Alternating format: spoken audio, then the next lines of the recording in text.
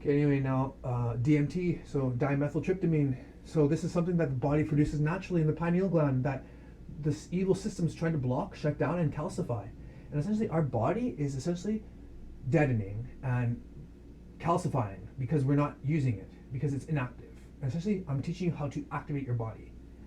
So you need to breathe. The breathing is super important. But if you do DMT, it's literally going to activate your pineal gland.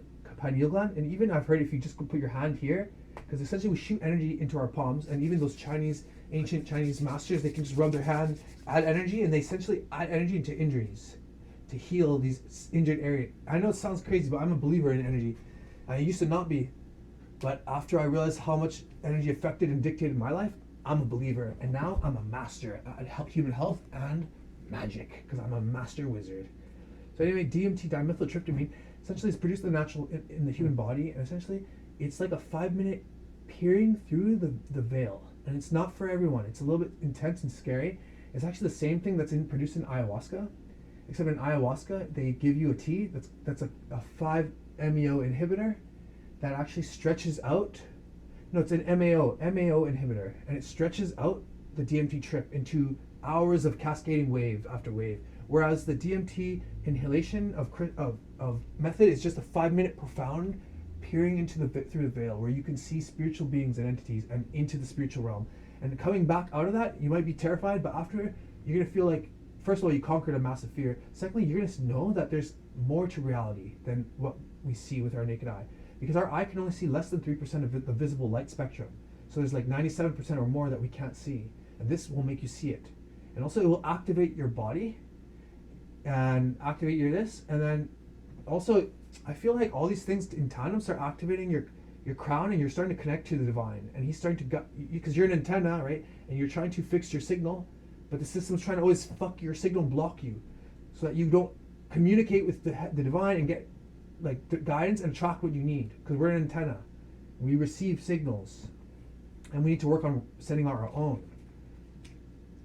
Now, there's another type of DMT that's called 5-MeO. It's from the toad variant. This one, it always produces more or less the same type of experience, and I've done both, and I find the 5-MeO, I find it's a deception. I'm just going to give you a warning that you can either believe one or two things: that this world is a infinite cycle of birth, life, death, and reincarnation, and that God, everything in the universe and everyone is God, and that good and evil are two sides of the same coin. Or you can believe that God and man are separate, that there's a beginning and end to time, that good and evil are separate, and that, God made everything and he's separate, that we're connected to him if we choose to connect to him, and that we're connected to each other through the ether, but just because we're connected doesn't mean we're one. I think that's a huge deception to combine with evil and accept evil. And look at how our world is where it's heading, because we accepted evil and we put it at the top to lead us.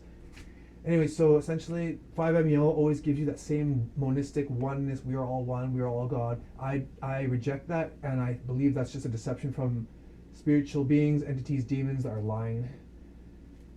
Anyway, now let's see here. Light language. Okay, so I just want to make a statement here.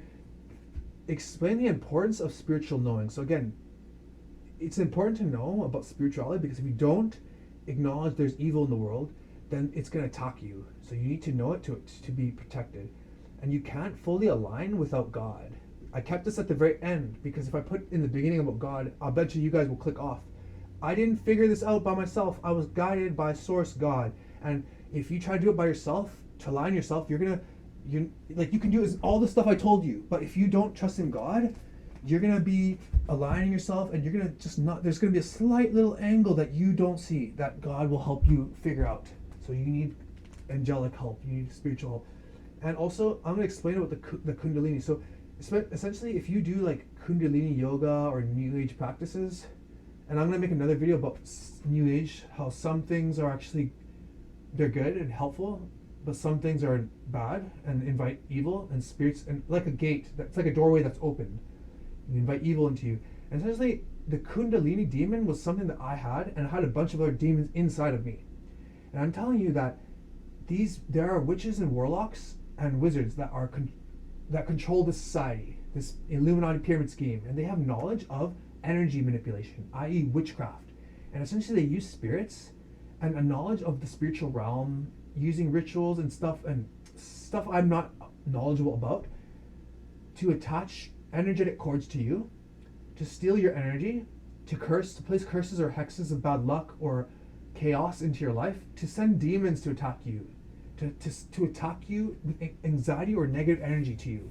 That's why the protection is important. That's why having knowledge about this stuff is important. So that's what I'm telling you guys. And essentially, the society, just like it shows in the medical system, it shows the staff, Hermes staff, the hermetic Hermes staff, because everything that I'm in this whole system is teaching Jewish mysticism, which is actually ancient Egyptian mysticism, which is actually Hermetic studies, Gnostic stuff about Thoth and Hermeticism, and that's exactly what it shows in the medical system: a Hermes staff with a snake spout around it. Now that's not the staff from the Bible that they showed about Moses healing. That's actually, it's a Hermetic occult symbol, and actually I believe it's showing about how these occultists are controlling our health through spiritual means, and it's through the Kundalini snake demon, which is a snake serpent that wraps around your spine and latches to the back of you, and essentially steals energy from you. And there have been times where I just felt like very sore and weak, and essentially I had to pray and release something. I felt something like literally attached to my back, and you literally have to like pray and release these things. Especially when you get more knowledgeable, you're gonna start feeling when you're attacked, because you're gonna connect to God and you're gonna know when these things are happening. So essentially, I'm gonna put links below about a couple of YouTubers that are very powerful at doing prayers you can self-exercise, because I really believe this is important and true. And I would have never, again, discovered this stuff without God's help. So again, other things that you can use are, now this stuff's far out. This stuff was like ridiculous for me. Like even I thought it was stupid, but light language. Search in YouTube, light language, light codes. There are these special people who are speaking in tongue. And essentially what I think is they're connected to something higher and they're speaking an angelic language. And just hearing this frequency, because remember how important I told you sounds are? Remember how important I told you how our voice is, how important it is what we say?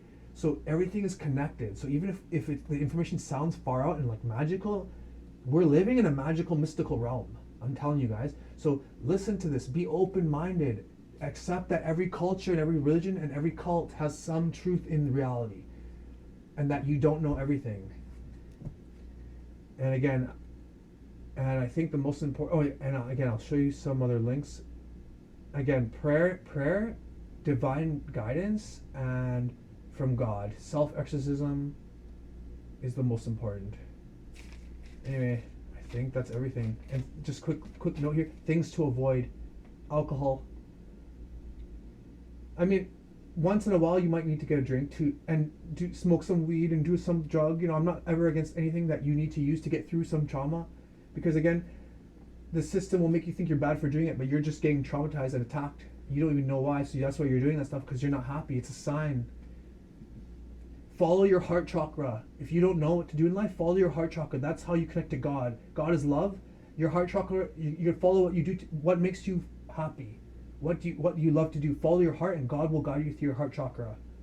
Avoid alcohol. Avoid mainstream advice and influencers. Avoid big pharma.